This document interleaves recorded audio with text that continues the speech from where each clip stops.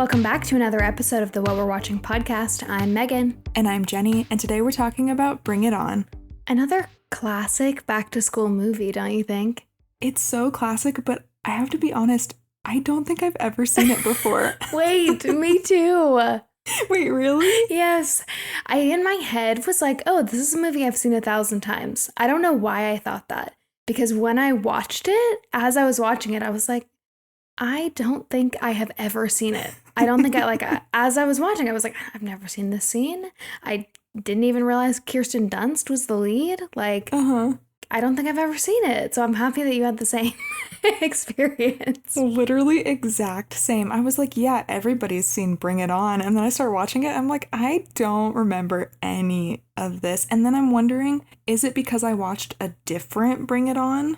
Like maybe Bring It On All or Nothing? That's a really good point. Because as you say that, I can picture some scenes from what I think is Bring It On All or Nothing. So maybe that's the one, whereas this is the original. Do you know what other movie I think I was mixing this up with is Gotta Kick It Up, the Disney movie? Yeah. If you just told me the title of that movie, I'd be like, I've never seen it before, but that's the one where they're like, si se puede, si se puede. I used to love that movie. Me too. And so I thought this was that, and it was not, so. Maybe just the combo of those in my head. I'm like, iconic cheerleader movie? Check. Yep, We've exactly. Well, I'm so glad that we both watched it. What did you think?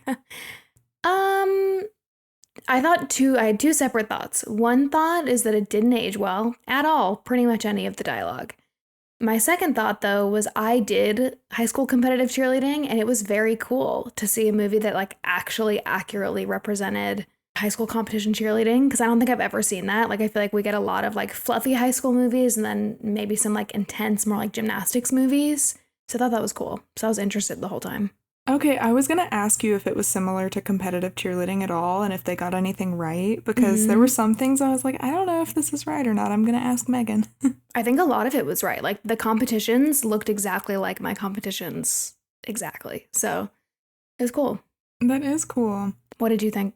About how the movie aged, I had mixed opinions on this too, because yes, I think you're right. The dialogue, there was lots of homophobic comments and the R word and just things that would not fly today. Mm-hmm. But the plot itself, I thought, really was interesting how it talked about cultural appropriation and, I don't know, almost like a white savior complex and yeah. It was very interesting. And so I do think some parts of it really did age well. And for that time, for the year 2000, this movie covered a lot of things that I don't think other rom-coms of this era did. True. So that was cool to see. True. It was an interesting hodgepodge of You're Right, where I was like, they're kind of doing a good job, like you said, trying to correct cultural appropriation. We'll get into all of this when we recap the movie. And then but then it also comes across kind of white saviory, which is a trope that we talk about a lot in our screenwriting classes. We can talk about that more later too. But yeah, so I agree. I had all the same thoughts where I'm just like, oh, I'm interested in this is good. And then some idiot dude would say something stupid that had the F word, the F slur, or some misogynistic comment. I'm like, there it is. Yeah. Okay. You're like, I was rooting for you. Come on. Yeah, I know. I'm curious to hear what you guys think. And also if you have had this experience, this Mandela effect of for sure I've seen it, but actually you haven't. So listen to this episode and tell us, does this ring a bell? Or should we also do an episode on Bring It On All or Nothing? Because I feel like that's the other really popular Bring It On movie, right? Is that the one with Hayden Panettiere? That is what's in my brain. Let me look it up real quick. Yes, that is the one with Hayden Panettiere. And we're going to watch that one too. And I'm going to be like, never seen it. I don't know. And Jake McDormand and Francia Raisa. I'm probably butchering that. The girl from Secret Life of the American Teenager. The one who donated the kidney to Selena Gomez. Yes. Yeah. I feel like I've seen that. Although you're totally right. Because as I'm looking at the stills from the movie, I'm have I seen Bring It On All or Nothing? Or have I just seen Hayden Panettiere in a handful of teenage movies where she is some sort of athlete? And have I just seen enough cheerleading movies that I'm like, oh yeah, that must be the one? Right. I don't know, but I'm really glad we watched this one. Me too. Because this is the first one. Yeah. Just a reminder, if you guys have been enjoying the podcast, to leave us a review wherever you're listening. Thank you. We really appreciate all of your feedback. Okay, so the logline for this movie is: the Toro cheerleading squad from Rancho Carne High School in San Diego has got spirit, spunk, sass, and a killer routine that's sure to land them the national championship trophy for the 6th year in a row. But for newly elected team captain Torrance, the Toro's road to total cheer glory takes a shady turn when she discovers that their perfectly choreographed routines were in fact stolen from the Clovers, a hip-hop squad from East Compton by the Toro's former captain. Like we said, this movie came out in 2000. I read that this movie was originally called Cheer Fever, which I think is fun and cute. Not as good as Bring It On, though. And it was written by Jessica Bendinger, who is also a music video director. Oh, that makes sense. Mm-hmm. She also wrote Stick It and Aquamarine, which I had no idea. I love when this happens, when we're like, oh, and this writer also wrote these other movies that we love. But it is interesting because I love Stick It. Stick It was like one of my favorite movies in high school. Is it a gymnastics movie? Yes. Okay. And I love Aquamarine.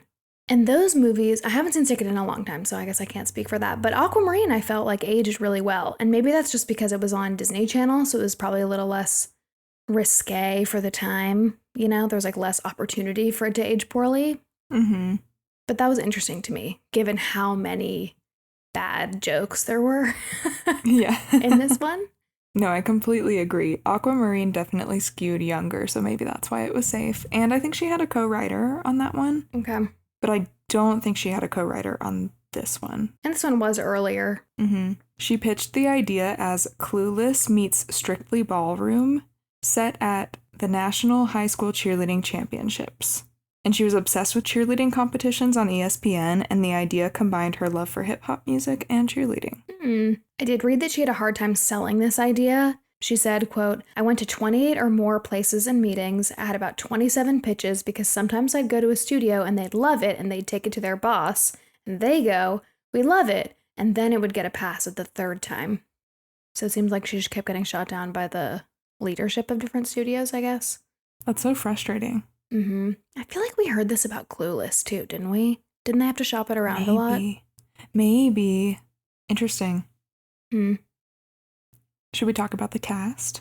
Let's do it. Let's talk about Kirsten Dunst, who plays Torrance.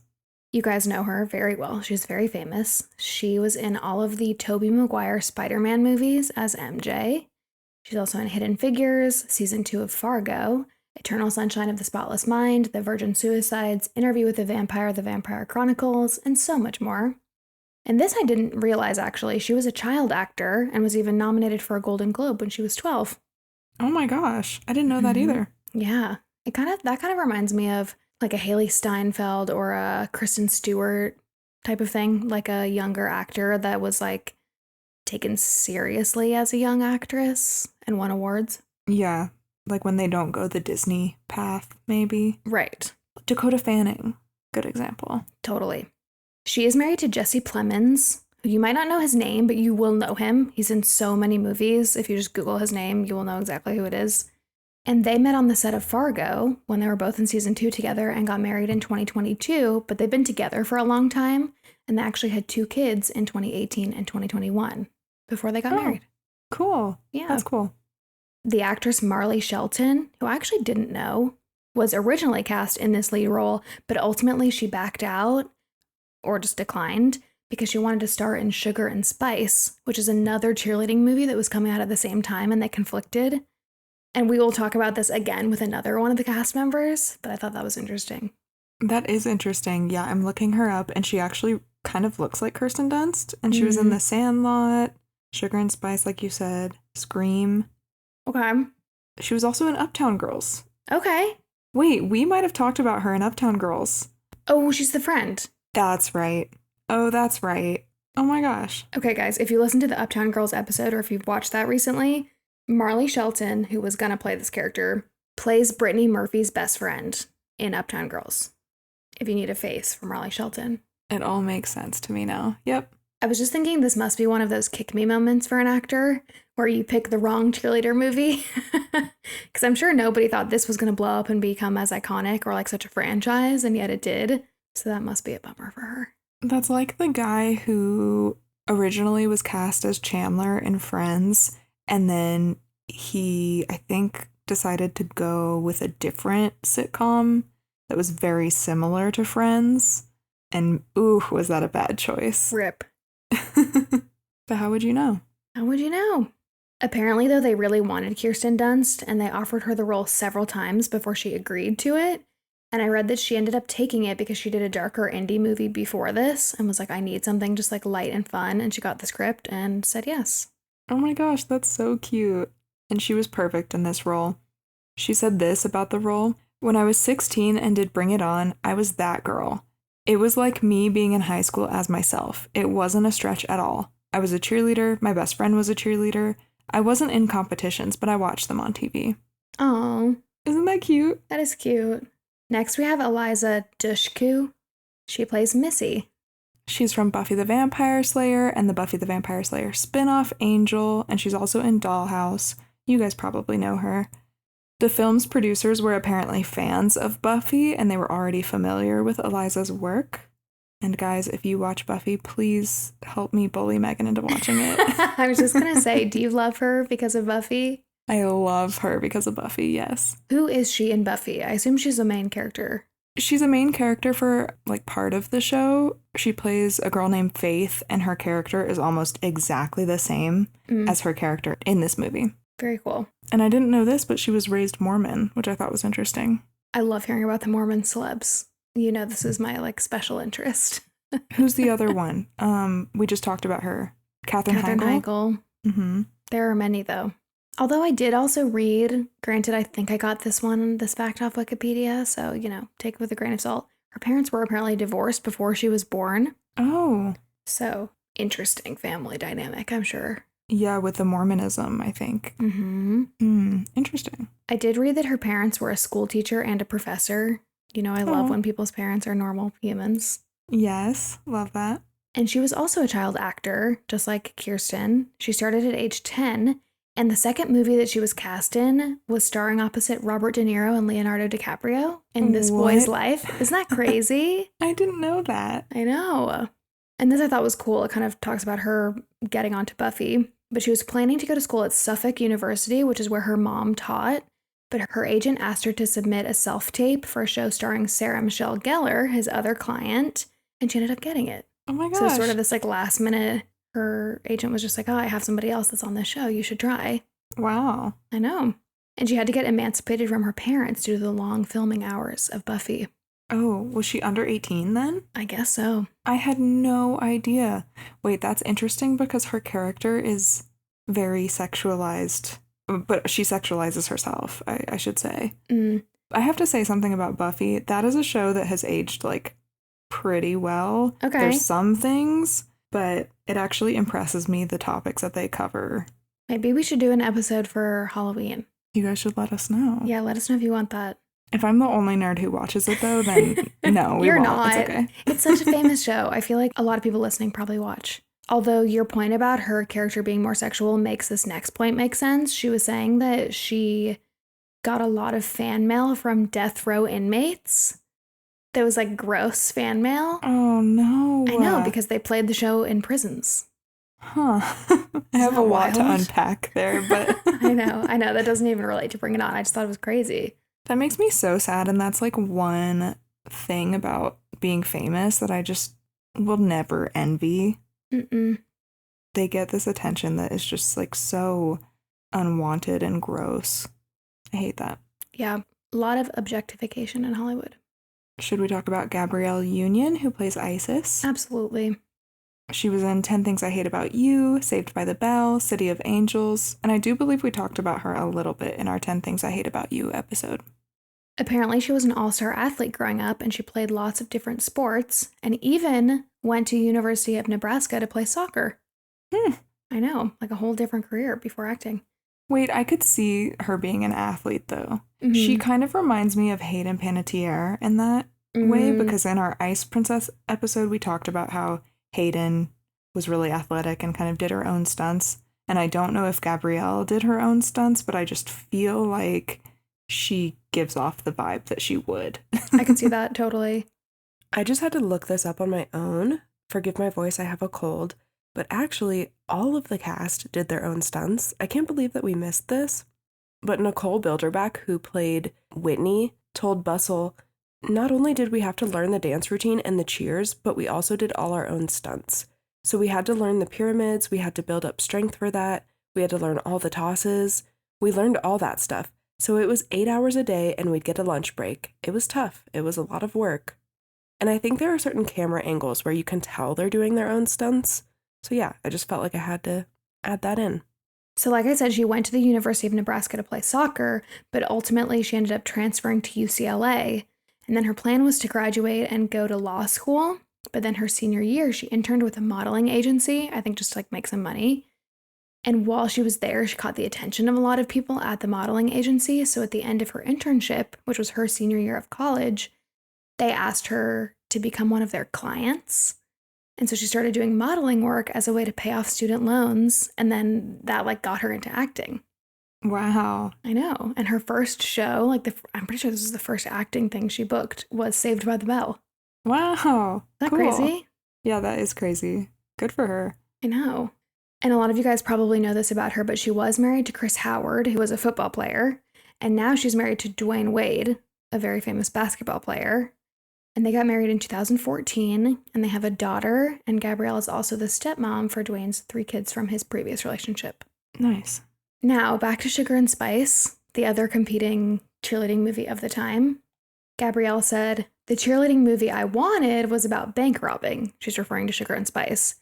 "But they didn't want to go black on any of the characters. So it's interesting, the group that didn't want to commit to diversity didn't seem to do well, and the movie that was about righting the wrongs did well, and that included diversity."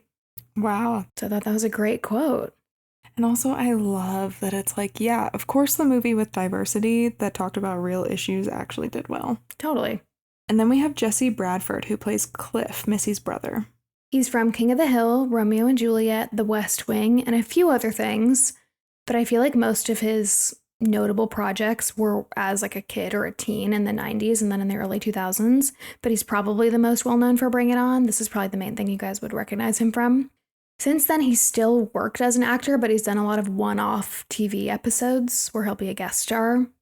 And he's also a child actor. Both of his parents were commercial actors, so they did a lot of commercials while he was growing up. And so he started doing those as a baby and then kind of went on to become a child actor. Oh, cool. He also went to Columbia to study film, which is very cool. Love that. So he just grew up in the film industry, basically. Yep. Love it. Also, does he look like Darren Criss to you from Glee? Yes. Oh my gosh, yes. The whole time I was like, who does he look like? And that's who. Yes, absolutely. I was thinking it too. I was thinking that he looked familiar, but I didn't recognize many of the things that he's been in. And then I saw a comment online that was like, he looks like Darren Criss. And I was like, oh, yeah, you're right. It's the like dark, wavy, like sort of messy hair. Totally. Yeah. I read that James Franco and Jason Schwartzman auditioned for Cliff. Okay. Which I thought were very interesting choices. Very interesting. I like Jesse in this role. I do too. I thought he was great. That toothbrush scene, iconic. Iconic. Shall we get into the movie? Let's do it. So we open on the Toros cheerleaders chanting this raunchy chant. This is when I knew. The first line of the movie, I was like, oh boy, we are in 2000. We're in the year 2000. So their chant is, "I'm sexy, I'm cute, I'm popular to boot, I'm bitchin', great hair, the boys all love to stare."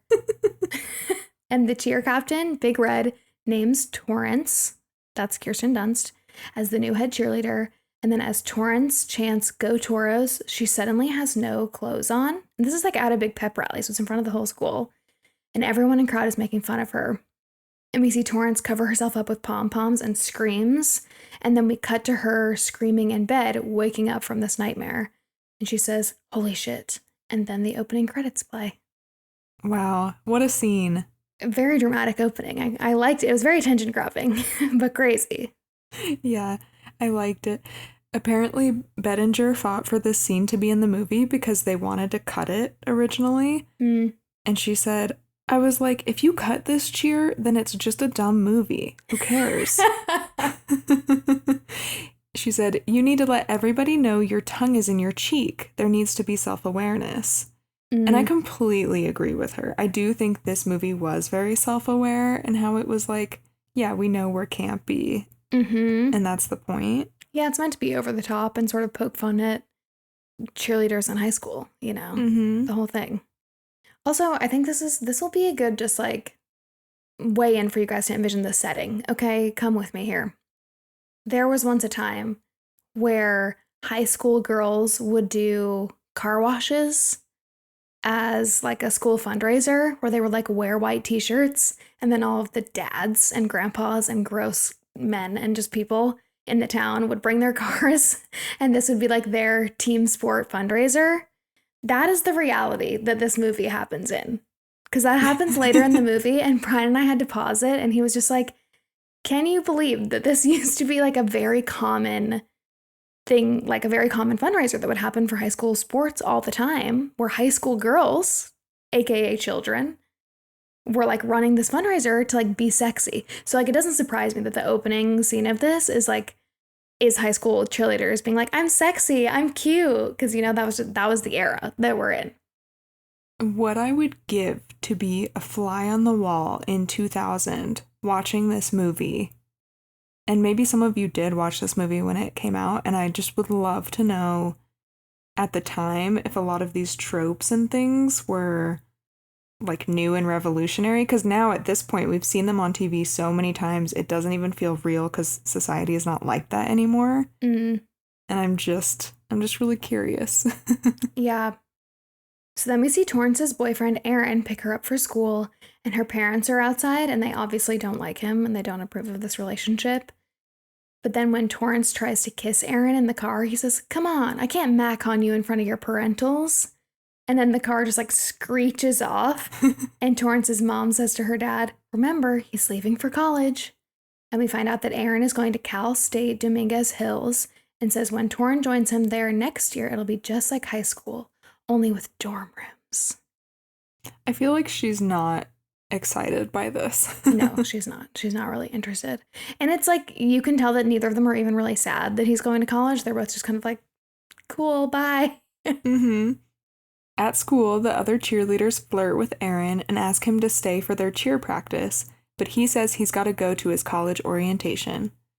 Torrance is kind of upset about this because she thought that he was staying for the captain vote that's happening today. And then he just shuts her up by kissing her and telling her he knows she's going to get captain. And then he leaves. Immediately dislike. Immediate dislike. I also love that her parents don't like him and they like talk about it not in front of her. They're like, we're almost there. He's almost in college. I feel like that's so accurate to parents who know that no matter what they say, it's not going to make a difference. Yeah. So they're like, we'll just let this relationship play out. In the locker room, all the girls are talking about who they voted for as captain. Torrance says that maybe they should get Big Red a gift. Big Red, again, is the old captain, because she did a lot for this squad. And two girls on the squad, Whitney and Courtney, say, no one will miss Big Red Tour. She puts the itch in bitch. She puts the whore in horrifying. Then we cut to Big Red telling all of the cheerleaders that they are great athletes, thanks in large part to her. She then announces their new captain, Torrance Shipman. Torrance jumps up and down and squeals, and then she immediately tells everyone she wants to try the hardest pyramid, the Wolf's Wall. While they're trying the pyramid, a cheerleader named Carver falls pretty hard on the ground, and the paramedics have to take her away in an ambulance with a neck brace on, and Carver insists it's just a scratch and she'll be back tomorrow, but it's very obvious to us and to everyone else that she's going to be out for the whole season. Torrance comes home and tells her family she got captain. Her little brother Justin says, "Yeah, and you sent a girl to the hospital on your first day. Aye, aye, Captain." I think the little brother is actually pretty funny. He is funny. Her mom says that it kills her that Torrance doesn't make time to study, and Torrance agrees to take advanced chem this year if it'll get her mom off her back.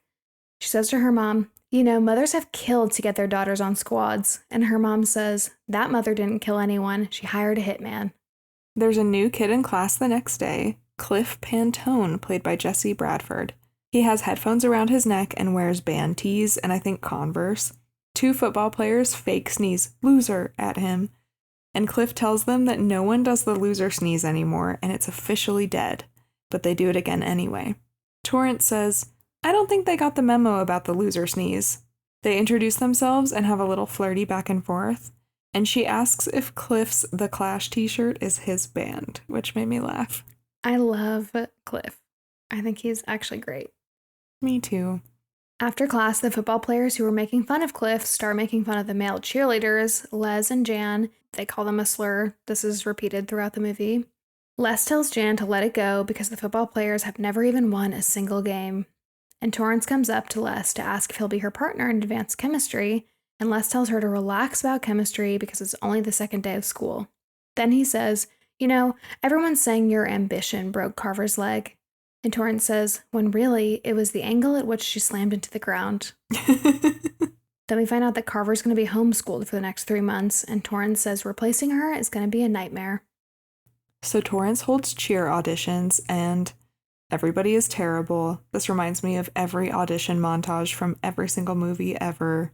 I'm thinking of High School Musical most recently. Yes. Some highlights are that a girl is crying because she just broke up with her boyfriend. There's a guy doing the robot. And then there's a girl who does a striptease as her audition. Then a girl with tattoos wearing all black comes in, and Whitney says, excuse me, where'd you park your Harley? Courtney says, tattoos are strictly verboten, sorry. Also, I had to look up the word verboten because I thought she said forbidden. Mm-hmm. And apparently verboten means forbidden. So there's your lesson of the day. I had no idea. Thanks, dictionary.com. The girl licks her middle finger and rubs off the tattoo, and she says, I got bored during fourth period. And this is Missy, played by Eliza Dushku. A cheerleader named Darcy says that Missy will need to do a standing back tuck before they start to make sure she can do it. And Missy says, standing back handspring back tuck, okay? And then she does it. Is that a real thing? Yes. Torrance tries to get Missy to do a standard cheer, and the cheer is, awesome. Oh, wow. Like, totally freaked me out. I mean, right on. The Toros sure are number one. I probably did that really bad, but... That was beautiful. I loved it. But what Missy says instead is, I transferred from Los Angeles. Your school has no gymnastics team. This is a last resort. And then she says, okay, so I've never cheered before. So what? I actually loved this part. Me too. I actually love Missy's character a lot. Me too. But then the girls tell her to do a front handspring step out, round off back handspring step out, round off back handspring, full twisting layout. And she does it, and they're all very impressed. Does that sentence make sense to you? Yeah, you would never ask anybody to do this. It's like a weird series of things. But those are all the correct terms. We just called the full twisting layout a full. So I don't know if that was because it was short or something, but for the most part, yes, correct terms. Interesting. Yeah. My fourth grade cheerleading did not cover that. We see Whitney and Courtney, the other girls on the squad, trying to get another girl to be the team replacement, and Torrance says this isn't a democracy, it's a cheerocracy, and she's overruling them because she wants Missy on the team, and then Courtney calls Missy another homophobic slur, and Missy runs off, obviously upset. I did see a lot of discourse online that people wanted Missy to be gay and wanted Torrance and Missy to be together. And I could see that. I also wanted that. I sort of thought that's where we were going sometimes. Especially because of this part. Yeah, the vibes were there also between them, like between the two characters and their dialogue the whole entire movie. So I could see that. Mm-hmm. Yeah. So Torrance shows up at Missy's house, but the new guy Cliff opens the door. And he's surprised that Torrance is a cheerleader. And she corrects him, head cheerleader. Missy comes to the door and Torrance begs her to join the team. Missy says, thanks, but no thanks. I mean, I plead temporary insanity. See, I'm a hardcore gymnast. No way jumping up and down screaming, go team go, is going to satisfy me. Torrance says, look, we're gymnasts too, except no beam, no bars, no vault. When Missy tries to close the front door, Cliff stops her and says that he thought Torrance's point of view was interesting. Torrance asks if Missy has ever been to a cheerleading competition and says football games are like practices for the cheer team. She says at tournaments, they have hundreds of people cheering them on, and they're the shit.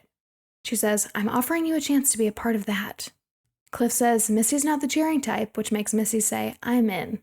Have you watched that show Cheer on Netflix? Yes, I have. Oh my gosh, it's so good. This movie was reminding me of that this whole time. Same.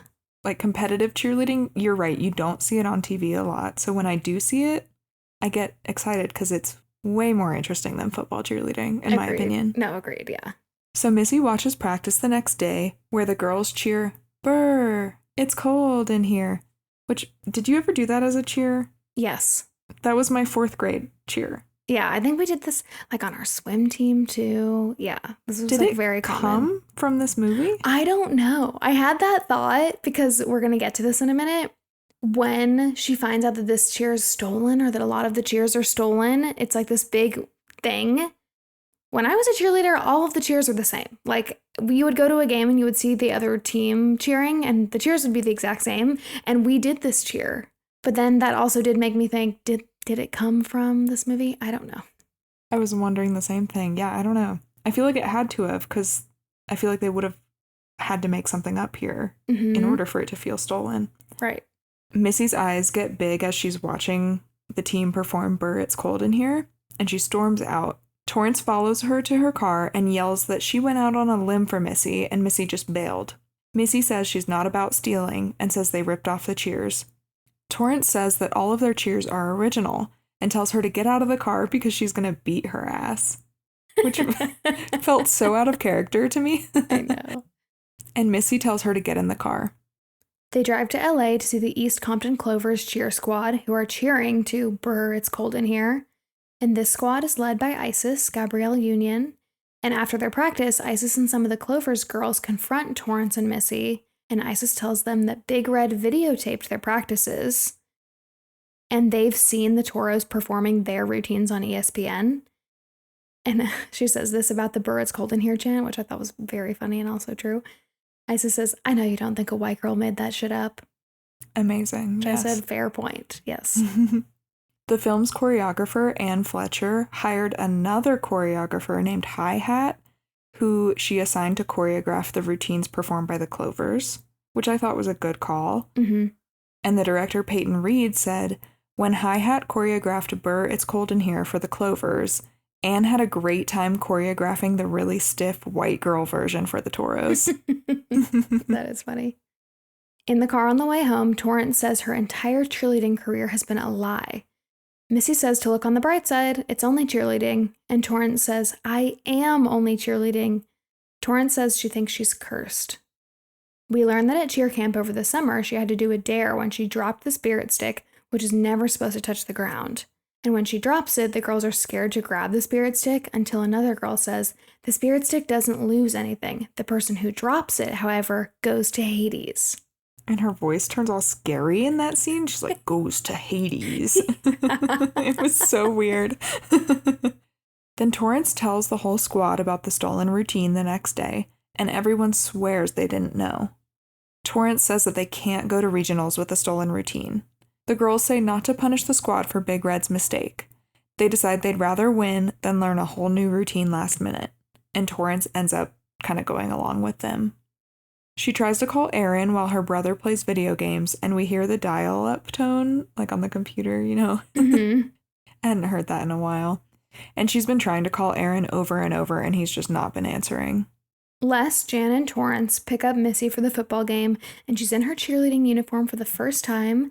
I will say it is weird to see her go from like grunge girl in her tryout to this, to like full cheerleader.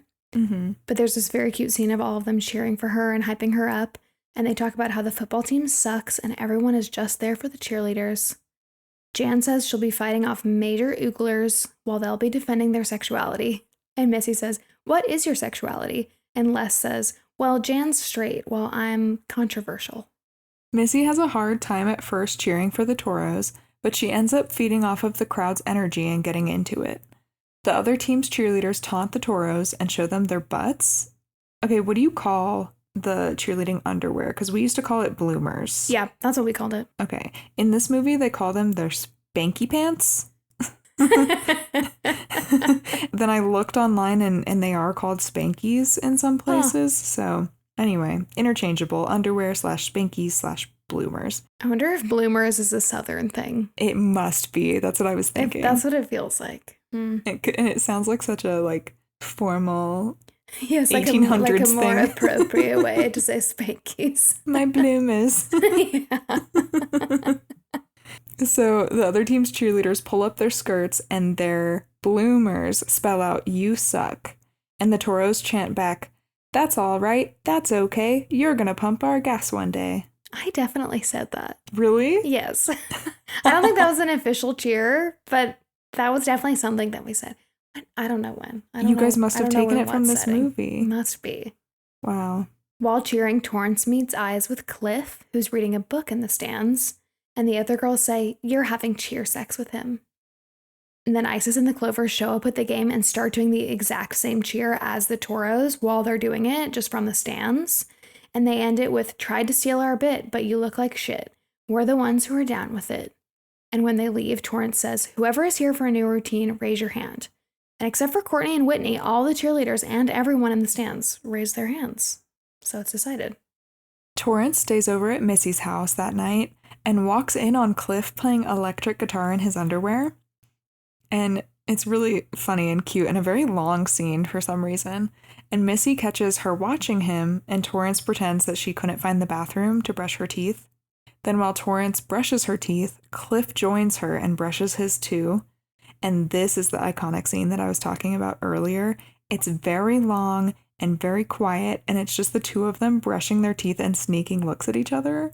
Mm-hmm. And it's so cute, and it's also so real. Yeah, it's very realistic. It's really cute. When Torrance gets in bed, Missy asks her if she's into her brother. Torrance says, "No, I have a boyfriend." But then she imagines that Cliff is next to her as she goes to sleep. The next morning, Torrance finally gets a hold of her boyfriend Aaron and tells him about the situation with Big Red stealing their routines. He tells her to hire a professional choreographer named Sparky Pilastri, and then we see him get back in bed with another girl. Like, he gets off the phone and gets back in bed. Ugh, hate. And the other girl is like, "Oh, who was that?" He was like, "Oh, my sister." And he goes, "But you're not my sister." It was gross. Hate. So the team has to scrape up $2,000 to be able to afford the choreographer Sparky. So they have a car wash in their bathing suits to raise money. This is what we were talking about earlier. And Cliff shows up to the car wash with a really dirty car. And Missy calls Torrance over and says, "My brother wants to check out your rack." Just being a little sister. Torrance says his car shouldn't take long to wash, and he says, "Don't worry about it. I've got all afternoon." And she says, "I'll bet you do." And in my dense, I was like, oh, so did he dirty his car up on purpose? For sure. So it would take them longer? I think so. That's icky. Yeah. But I still like him. I know. We can have nuanced opinions. So then Sparky, the choreographer, shows up to practice in all black with leather boots, and he starts music that says, "Prepare for total domination." Guys, the music in this movie is so accurate for cheerleading routine music. I remember our routine that we actually did pretty well in. I think we ended up going to state, but the intro was Autobots roll out from Transformers. So this is very common that you have quotes mixed in with sped up remixes for your cheer routine. Anyway, I just thought that was funny. I think even my 4th grade cheer competition had something like that. Yeah, it's a very specific type of music. It's really funny. It remixes all of these popular songs. Yes. Yeah. Sparky starts dancing in front of all the girls, and they all just kind of stare at him very scared of what he's doing. And then he walks down the line and insults each girl. And I think the funniest, most of this was kind of gross, but to one of the girls, he says, "You have weak ankles." What? That was my favorite. Yeah. He tells Torrance that he takes it that she's captain, and that means she'll probably need more work than anyone. And he says, "Follow me or perish, sweater monkeys." And then he makes everyone start a diet and even tells one girl to stop eating. So we get the classic 2000s body shaming here. And it's terrible, yes. And then we get a montage of him yelling at the team and teaching them dances. And he especially loves spirit fingers, which for those who don't know, that's when you waggle your fingers. Torrance and Missy practice together at the park, and Missy says, I did not sign up for Spirit Fingers. Torrance calls after her and says, "Come on, Spirit Fingers are great." And then under her breath, she says, "We are so screwed." Cliff shows up at the park and starts pushing Torrance on the swing. He says she just has to know that she can do it. He says, quote, "And if it helps, I know you can." And then they almost kiss, but Missy interrupts. And then we're at regionals, and Courtney calls a little girl, who she obviously knows from previous competitions, an evil whore. And the girl says, "Get over it, hag." That was so funny to me. Yeah. And then the Clovers come in, and the Toros are immediately super intimidated by them. I have another random Buffy fact, actually. The girl who plays Courtney is also in Buffy, but not in the same season as Faith. Oh, that's fun. The Clovers perform, and they're really good, which scares the Toros more. And Torrance has cracked. She's just so anxious. She gets interviewed on TV, and then "Prepare for Total Domination" plays on the speakers. And another team is doing the same Spirit Finger routine. And Torrance is convinced it's because of her Spirit Stick curse. Torrance sees both Aaron and Cliff in the audience, and they both wave to her, not knowing that the other person was there. And then Aaron blows her a kiss, and she blows it back. And Cliff obviously thinks this is for him and is like very surprised but excited by this development, which is cute. It's so cute. The Toros do their Sparky routine, and the audience and judges are confused because they just saw the same routine from another team. And the Toros are doing moves like the robot. It's very weird and bizarre. Mm-hmm. And the Clovers laugh at them backstage, and the audience is really not into it. Big Red is also there, and she's embarrassed by them. And when they finish, the crowd is silent, and the team goes running off stage. I'm pretty sure Torrance runs off crying. Yeah, it's sad. It's very awkward, though. Isis comes up to Torrance and says, "That was interesting. Y'all should have just stuck with our routines. Don't worry, I'll send you a postcard from Nationals." And then Cliff tells Missy, "Nice Spirit Fingers," and she says, "Well, here's another," and flips him off. I feel like I've seen this GIF a million times on the internet. Like when you look up Bring It On, this is what you see. It's an iconic moment. A judge tells Torrance that Sparky Polanski has been peddling the same routine up and down the California coast. He says they should disqualify the team, but since there's no precedent for this, he can't. Since they're defending champions, the Toros are guaranteed a bid to Nationals, but they'll be watched extra closely. Big Red confronts Torrance and asks her why Torrance is wrecking everything that she built. And she said that she delivered an idiot-proof routine. And Torrance says, "Don't you mean a stolen routine?" And Big Red tells her not to be naive and that her mistake as a leader was choosing Torrance as her successor. Harsh. Harsh. Aaron tells Big Red that that isn't cool, and then he goes after Torrance to give her a pep talk. But then his pep talk is not really a pep talk because he says, "You're a great cheerleader. You're cute as hell. It's just that maybe you aren't captain material."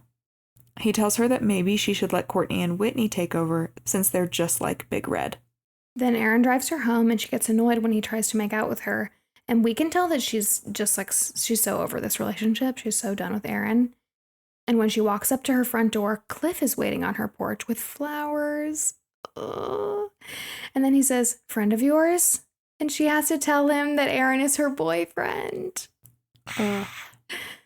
And she says she can explain, but he says it's cool and hands her the flowers. And then he says he made her a tape too and hands it to her and then gets in his car and drives away. Sad. Broke my heart. Torrance goes to her room and immediately plays his tape, and it's his voice saying he wrote her something. The song starts off, "Oh, Torrance, can't stand your cheerleading squad, but I love your pom-poms. I'd feed you bonbons all night." And then it turns into this early 2000s emo song. It's so funny and cute. And she loves it, and she starts dancing to it on her bed with her pom-poms, and she's just jamming out. Props to him for still giving her the tape. I feel like I would have been embarrassed and just like shoved it in my pocket and run away. Oh, same. But it would have been way less dramatic. There's two ways you could go, because then the other one would be like, well, I want her to see what she's missing. True. And give her the tape. True. The next day at school, Whitney and Courtney tell her that Aaron called them and told them that Torrance turned over her captainship to them, and they tell the squad that they decided to forego Nationals this year. And Torrance is just like, wait, I'm not going anywhere. And she says that she believes in the squad, and she gives them this like very good pep talk.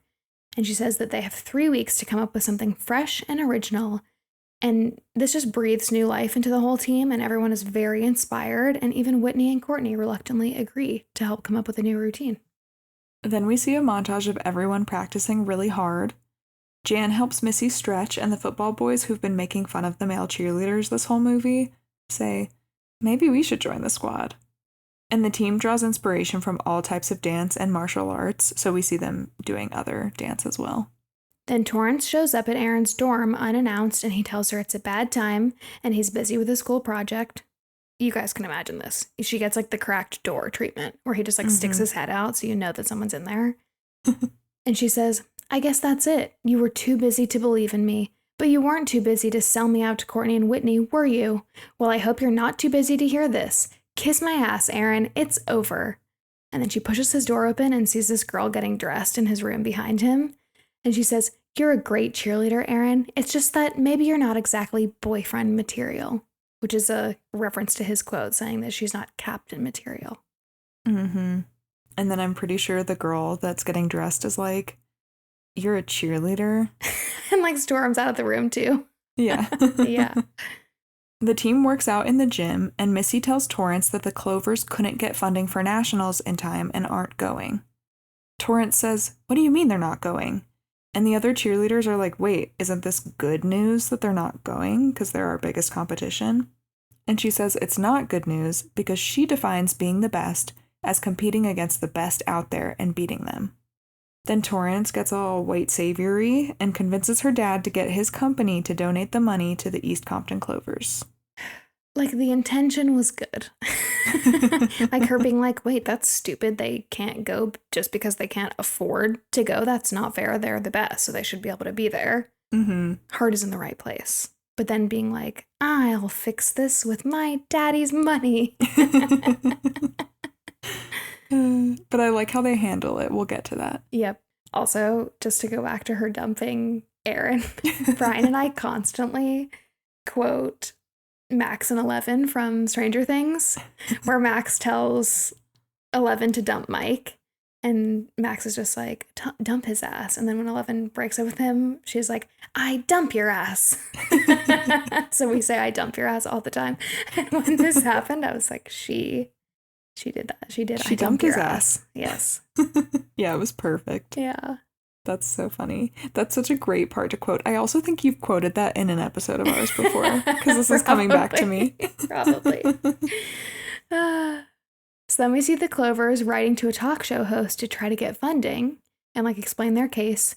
But then Torrance bursts into the gym with a check, and Isa says it's guilt money and rips up the check. Angie says that she's trying to be strong for her squad. Isa says, you want to make it, right? Then when you go to nationals, bring it. Don't slack off because you feel sorry for us. That way, when we beat you, we'll know it's because we're better.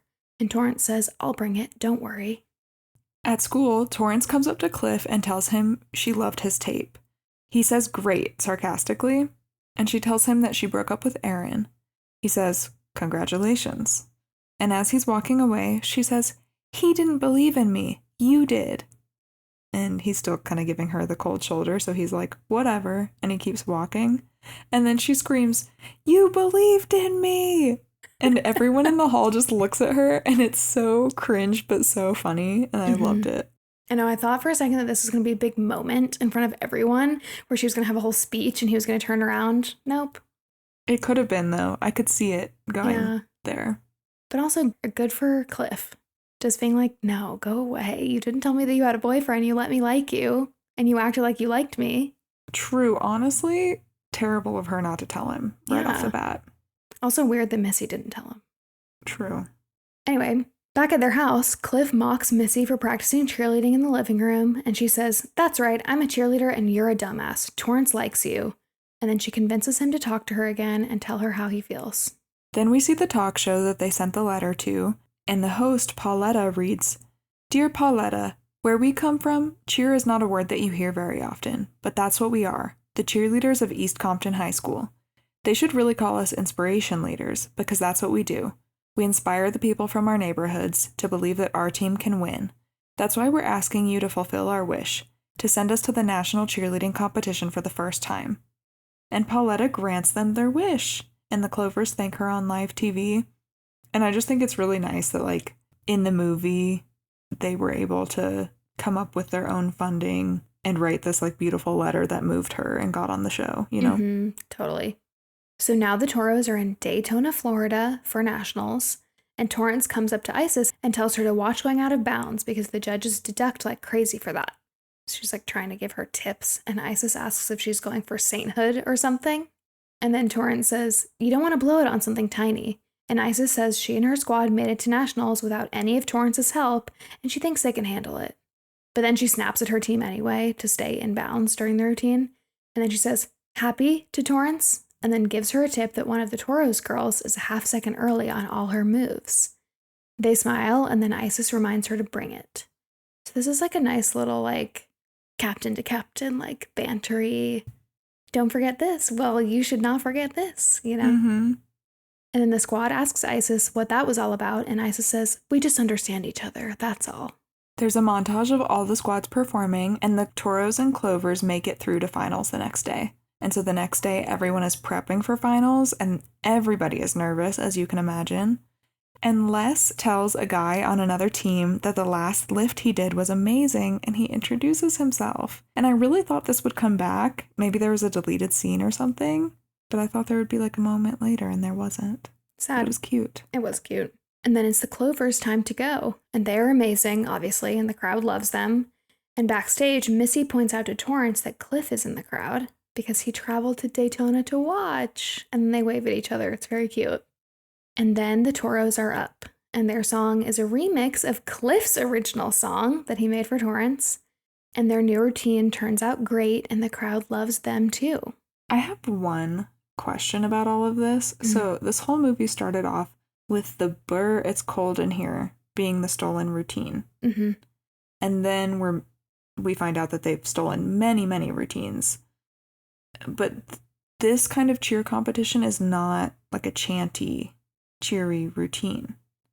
Right. So why did it send this huge spiral?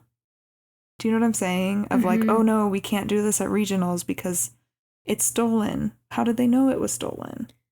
It's a good point. I don't know. I think maybe they just assumed because Isis had said that Big Red filmed all their practices, which I'm like, did she just walk into their gym and film them and they didn't like beat her up or try to kick her out? Like, I'm confused. I don't understand. Yeah. Like, Torrance was willing to try to beat up Missy in the parking lot for something much smaller. Yeah. So I don't understand. I don't know. I guess I just assumed that everything was taken then. Maybe they saw more of the practice and we just didn't see that. I feel like the underlying message was that the Clovers have never been able to afford to go to any of these cheer competitions. And so therefore their routines never got seen. So the reason they were getting seen was because the Toros were doing their routines, which makes it worse. But they didn't explicitly say that. So I don't know. Yeah, I thought that too, though. So then we're at the trophy ceremony, and we're down to the Clovers and Toros for first and second place. And the Toros get second. And there's a beat where they all look at each other, because remember, they're like 6-time champions or 5-time champions or something. So they all look at each other, and then they say, "Second place? Hell yeah!" And they all celebrate. And the Clovers get first place, and they get a check for $20,000. Isis tells Torrance that she respected what they did out there, and Torrance says, "Thanks, but you were better." And Isis says, "We were, huh?" And they both giggle. It's actually a very cute moment. I like their friendship. It's cute. Mm-hmm. Missy has her very own spirit stick now and asks Torrance if she thinks the curse is broken. Torrance says she doesn't believe in curses anymore, so Missy dangles the spirit stick in front of her and then drops it. And Torrance says, "Well, maybe we should burn that just in case." And then Cliff comes up to them, and Missy leaves, and Cliff asks how second place feels, and Torrance says it feels like first, and then she grabs him and kisses him. It's so cute. And then we get a ton of scenes of everyone singing "Hey Mickey," and we see the blooper reels, and it's a great time. I love a 2000s movie with a blooper reel. Me too. And a fun, like, end credits song like that. It reminded me of Mamma Mia a little bit. Yeah. And that's the end. Yay. I'm so glad we watched this one. I can't believe that this movie blew up the way that it did and then like created a franchise, really. Well, obviously you and I both knew Cheers from the movie, even though we had never seen it. Mm-hmm. I think cheerleaders use these cheers nowadays all the time, unless the movie ripped them from something else, which would be kind of ironic. True. So there are 7 Bring It On movies. I had no idea. I really only know Bring It On, All or Nothing. Mm-hmm.